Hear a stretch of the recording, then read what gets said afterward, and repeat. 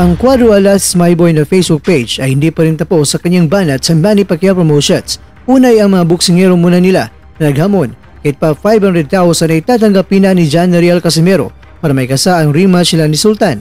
Pero sa ngayon ay kasali na ang mismong promotions at sinabi yan pang walang kwenta ang promotions na iniwan nila noon. Manny Pacquiao, gusto mo ring bumalik sa ibabaw ng lona at target niya ang may ginto at green belt at yan ang WBC welterweight belt at ang makakalaban niya ay ang nagpaiya kay Yordenes Ugas na alam naman nating si Ugas ay tumalo kay Pacman. Kakayanin ba ni Pacman itong si Mario Barrios? Ito po ang mga nilalaman ng ating kwentuhan.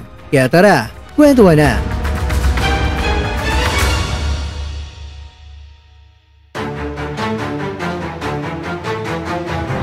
Hindi pa rin naubusan ng bala itong si Coach Jason Casimero. Ilang Facebook page na Cuadro Alas Myboy ay patuloy pa rin na bumabanat sa kampong iniwanan na nila noon. Pero sa ngayon ay pilit pa rin iniugnay ang boxing promotion sa kanila. Tinawag pa itong si Coach Jason na ano na boy visa. Takot ba kaya hindi kakasahan ang hamon ni Sultan? Kaya naman balikan muna natin kakwento ng kaunti ang banat ng Cuadro Alas Myboy na Facebook page. Sinabi dito na handa na ba ang lahat sa pagbabalik ko? Fuego lang ang malakas. Number 1 sapatos pa lang yan. Alam niyo na magkano bigayan dyan. Panis yung 1M ninyo dyan. Natawa ako sa 1M. Sinabi pa dito na kainin nyo ang 1M nyo. Ito unang babao ng Jollibee. Una pa lang yan ha. At dito na sinabi na yung mga bata nyo na lang paglabanin. Sultan versus Carl James Martin. Yun malaki na yan para sa kanila. 1M nyo. Sinundan pa ito na pang 1M ba lang itong galaw ko. Natatawa talaga ako. Ang tagal na ninyo na sa kamay nila pero hanggang sa ngayon wala pa kayong ipon. Hanggang umabot na sa punto ng angangas ng Pinas na ang hindi nakapagtimpi at na real talk tuloy itong si Zuna Sultan. 1 million. Umalis ka dyan. Kung ganyan lang yung kikitain mo. At may payong ibinigay pa. At heto pa, sinabi dito na 1M tama lang yan tol, John Riel Casimero. Kung para sa kanila, malaki-laki pa nga yan. Hindi naman yan sila mga world caliber kaya yun. At heto pa sa mga hindi gusto ni Coach Jason ay magtiis kayo. Heto pa, gusto na mag-alisan mga boxer ninyo. Pakawalan ninyo kung hindi totoo mga sinabi ko. Kayo lang palagi ang may bago. Kawawa ang mga boxer ninyo. At ito na ang panghuli. Sa pagkakataong ito yung panghuli na banat. Na umalis na nga ako sa puder ninyo. Tapos gusto nyo, ako palabanin sa walang kwentang promotion ninyo. Yung mga boxer ninyo gusto nang umalis. Pakawalan ninyo. Kung hindi totoo mga sinabi ko, what the F1M? Ganito na lang ang mga ratrat ni Coach Jason bilang reaksyon sa tingin ng Team Sultan na halaga ng angas ng Pinas. Tila kasi isang insulto para sa Team Casimero ang 1 million pesos na offer ni Jun Navarro ng Zamboanga Valientes. Pero mas pinalala pa ni Sultan dahil kahit nga 500,000 nga lang sa tingin ni Sultan ay kakagatin pa rin yan ni Casimero. Kaya doon na set up ang mga balang mga banat sa machine gun ni Coach Jason. At walang humpay na niratrat ang Team Sultan ng mga banat. Samantala, ganito na lang ang sinapi ni Pacman sa kamay ni Ugas. Nalasap ng 44 anyos na sa ngayon na si Pacman ang pagkatalo via unanimous decision. At kahit anong hambalo si Pacman ay nananatili pa rin na nakatayo ang malakokay na muka na boksingero.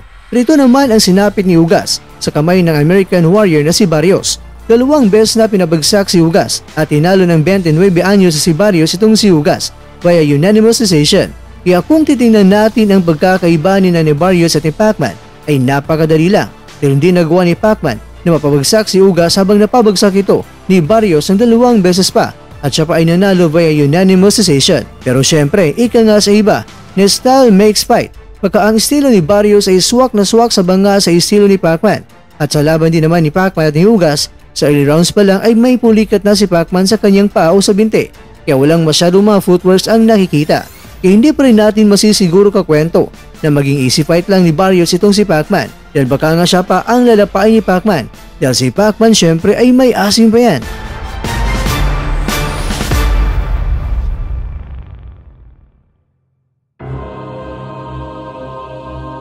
Mga kakwento, ibinunyag ni Shane Gibbons ang plano ni Pacman na muling aapag sa lona para ang WBC na titulo ay kanyang muling mahawakan. Itong si Terence Crawford kasi ay binansagang champion in recess ng WBC. Termino itong binaklas ang titulo in a nice way. Pero ganun pa rin ang titulo ay naging bakante. Itong si Mario Barrios kasi ang may hawak ng WBC interim na titulo. Kaya hindi maglaon, si Barrios ang idideklarang world champion nito. At dito na magkakasalubong sila ni Pacman. Kung si Pacman ng WBC committee ay papayagan, ikaw kukwento, ano sa tingin mo? Kaya ba nalapain ni Pacman ang mas batang American?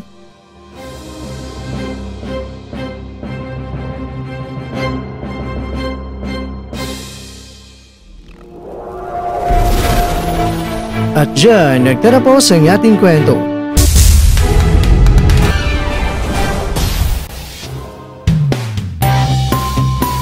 Maraming salamat mga kakwento sa inyong panonood. Pero baka naman mga kakwento ay nagustuhan niyo po ang kwento natin ngayon. Baka pwede niyo po akong mabigyan dyan ng like, subscribe at pakiclick na rin sa bell button. Pero bago tayo matapos mga kwento ay syempre, shoutout po muna tayo dyan sa ating mga kakwento. Kay kakwentong Lucky Striker, kay kakwentong Minchi Peinado, kay kakwentong Leo Bitad, at ikaw kakwentong nanonood ngayon, shoutout siya dyan. Meron hanggang dito na po muna ang ating kwentuhan. At abangan nyo lang po ating susunod na video. At dito lang po yan sa isang channel na kung saan maaring ito'y mga kwentong di pa na kwento sa inyo.